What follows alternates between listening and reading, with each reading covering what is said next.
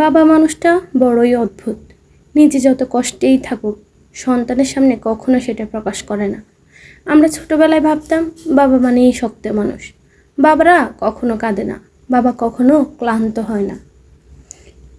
কিন্তু বড় হওয়ার পর বুঝলাম বাবারাও কাঁদে, বাবারও কষ্ট হয়, বাবাও ক্লান্ত হয়। শুধু আমাদের ভবিষ্যতের কথা চিন্তা করে বাবা নিজের অনেক স্বপ্নকে নীরবে মাটি চাপা দিয়ে দেন। আমরা নতুন জামা চাইলে বাবা কিনে দেন, নতুন ফোন চাইলে বাবা টাকা জোগাড় করে, কিন্তু নিজের জন্য কখনো কিছু কিনতে গেলে 1000বার ভাবেন। বাবা কখনো মুখে বলে না আমি তোমাকে ভালোবাসি, কিন্তু তার ঘামে, তার ত্যাগে, তার নীরবতায় লুকিয়ে থাকে সেই ভালোবাসা। তাই বাবা পাশে থাকলে আজই তাকে জড়িয়ে ধরুন, বলুন বাবা তোমার কষ্টগুলো হয়তো বুঝতে পারিনি, কিন্তু আজ বুঝি তুমি আমার জন্য কতটা ত্যাগ করেছ। আল্লাহ পৃথিবীর সব বাবাকে সুস্থ রাখুন। যাদের বাবা নেই, আল্লাহ তাদের বাবাকে জান্নাতুল ফেরদাউস দান করুন।